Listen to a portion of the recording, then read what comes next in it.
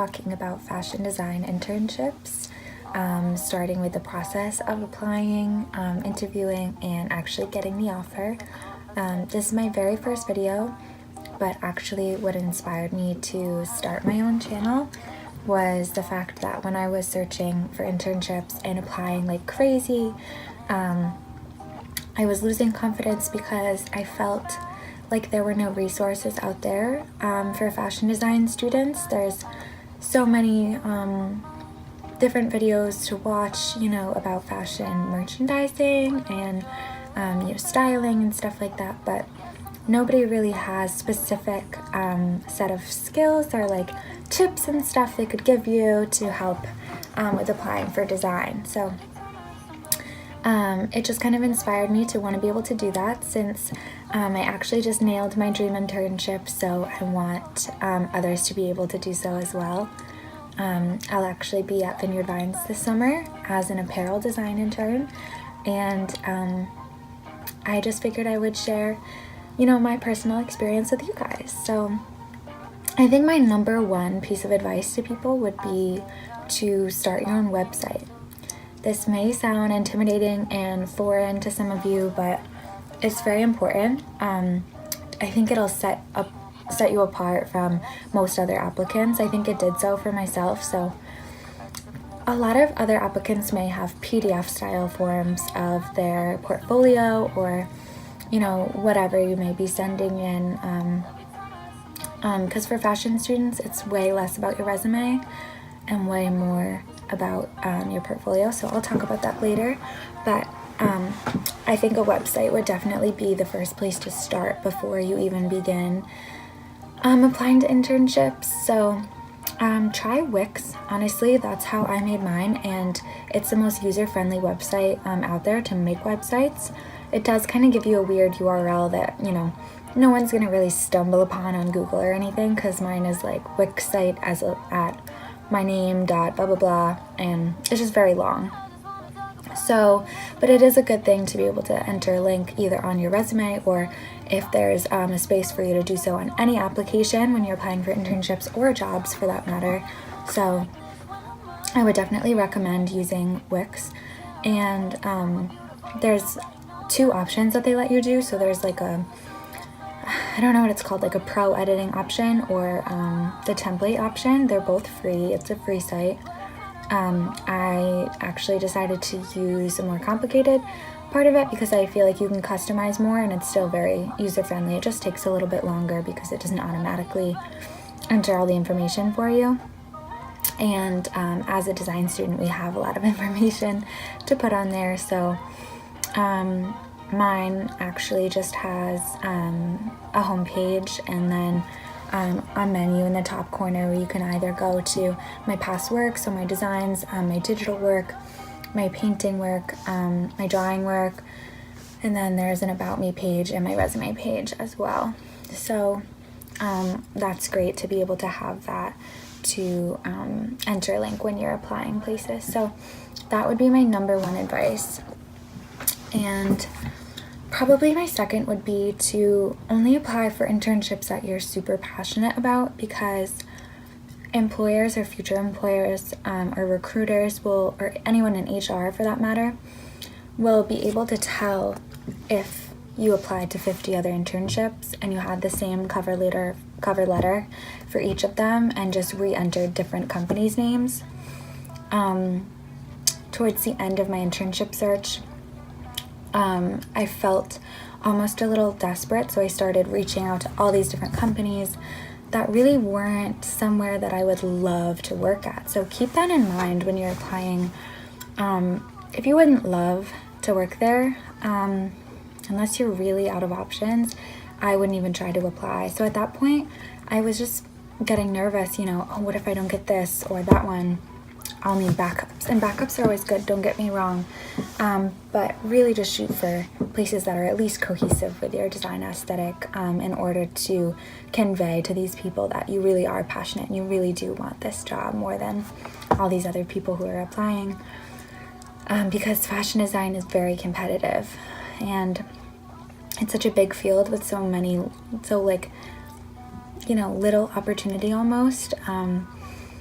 So for example, Vineyard Vines only accepted 2% of their applicants. So I'm not sure the total number of people who have, but I know it's very competitive. So I just did my very best to convey that this is my design aesthetic.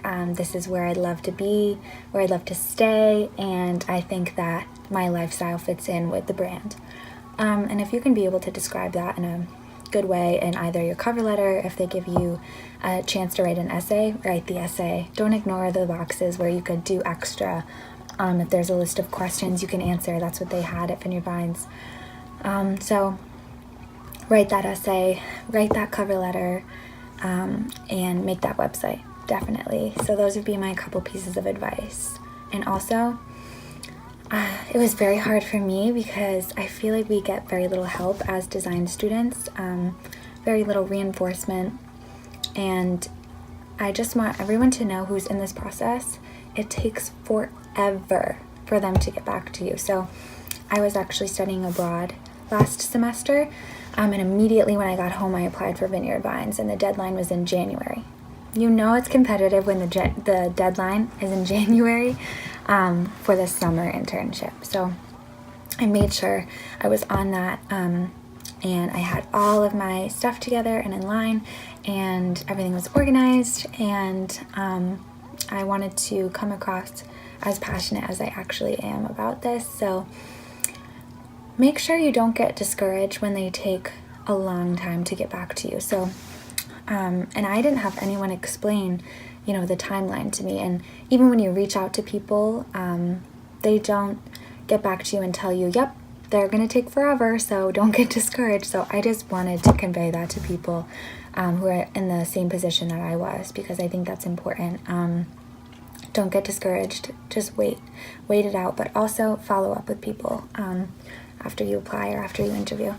So I applied in January. I sent my application in, and I didn't hear back for an interview until March, I think, early March, and I didn't get an interview for another week. Then I had my first interview with tech design, and I heard back in 3 days, and I got the offer for that position, but I felt like I was less meant to be in tech design and more, I think I would fit in more with apparel. So I really pushed, and the intern coordinator was so kind to be able to get me an interview in the apparel section as well. And then about a week and a half later, I heard back and got the offer for that. So I'm so grateful and so happy. But 2 words of advice for that: just wait it out. Don't be discouraged, and also push for what you want, because if you don't, the fashion industry is kind of hard. So once you kind of enter a company doing, say, if I went tech design, it's a little hard to wiggle your way out of that category or that department. And I got that advice from a couple of my professors, which is why I pushed so hard for apparel, and I got it. So don't give up. Also, reach out, connect. The most important resource that I used was LinkedIn, I think, because I basically stalked the entire company on LinkedIn. I would connect, and if they connected back, make sure it's almost like a nicety, or it's just polite to say thank you for connecting. And if they're a company that you're wanting to intern with, say, hey, thanks for connecting. I'm a really hopeful Vineyard Vines intern, or whatever intern, Tommy Hilfiger, Ralph Lauren, wherever you want to go. Make sure you do your research and look up the company on LinkedIn and find different people who are in the positions that you might want to be in, and look to them for advice. Even if you ask questions, once they connect with you, they would be more than willing to answer them. I've had so many kind people do that for me. Even if they used to work at the company that you are looking to work at, reach out. Reach out. There's nothing more important than that. I honestly think that's what may have gotten me this position, because I asked so many questions. I was so passionate, and after my interview, my interviewer told me that she could tell how passionate I was and that I was a go-getter. So you want your people that you're interviewing with, the company you're interested in, you want all of them to know how you are, and that you really, really, really, really, really want this, and you need to convey that to them. So definitely use LinkedIn. I actually was like brand new to it until, you know, a couple months ago, but I used it to my best ability. I was on it all the time, and honestly, those notifications started to be my favorite social media notifications, which is kind of sad and nerdy, but whatever. And honestly, I know it's a lot of money, but the premium, get the free month of premium, because then you can in-mail people that you wouldn't normally be able to.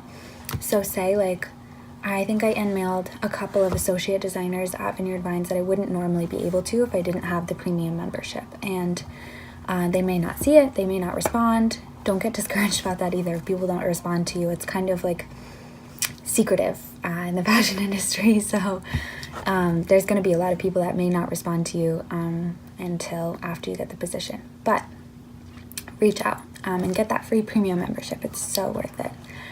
And when interviewing, so after you go through that whole applying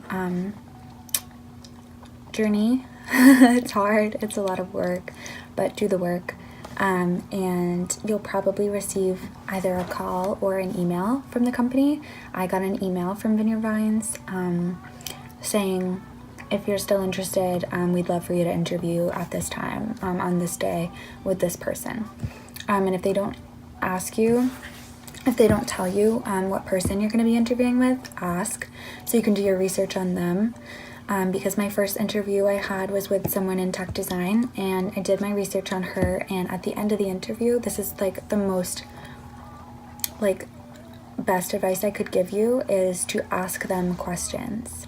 At the end of every interview, I'm sure all of you have gone on interviews, they're going to say, do you have any more questions? And usually people are so nervous, they just want to end it, they feel like they did good. Even if you did do good, the worst finisher you could ever do was say, no thanks, like I think I'm good, or no thank you, you gave me all the answers I need. Ask questions, whether it be about the job, whether it be about the person. They love that, but it also stumps them at the same time. So I did my research on the woman, and she previously, so I looked on LinkedIn, and she previously designed for a different company. So I asked her, you know, what are the differences maybe between that company and Vineyard Vines? What do you love about your job? What would my day-to-day look like? Things like that are like pivotal, so important to your interview. So ask questions. Yeah, and honestly, I feel like that's all you need to know. Besides being super confident in your interview, mine was on the phone because it's such a distance. Stanford is super far from me, so but I'm willing to make that leap and move there for the summer because it's very important for my career. But definitely be confident in yourself, and don't be afraid to sell yourself. That's what an interview is all about. So make sure they know the skills you have and the things you do, and when they ask you questions, give them examples. Don't just answer vaguely. I know the hardest question is probably, what's your greatest weakness? My tip is to always, you know, give them kind of like not a weakness, give them something that's like a strength in disguise. So I sometimes say like I'm too critical of myself, but in the end that's a good thing. So you kind of have to cheat your way out of some questions, but do that. Be confident in yourself and ask questions in your interview. And then wait it out, but also follow up with these people. So whoever you interview with, make sure you, after the questions you ask, maybe say, could I have an email? Is there an email that's good so I could follow up with you later on? And wait until that evening, maybe the next day, but not too much longer. And just say, thank you for taking time out of what must be such a busy schedule to speak with me. I loved this and this and that about our interview, and I cannot wait to hear back. Sound anxious, sound passionate, sound excited, be a go-getter. And you will get the offer. I really didn't think, like, I didn't see it happening for me, but it did. So follow these steps and this advice, and you could get your dream internship too. I hope you liked this, and I hope to do more videos in the future about my internship or about fashion, whatever else there may be. So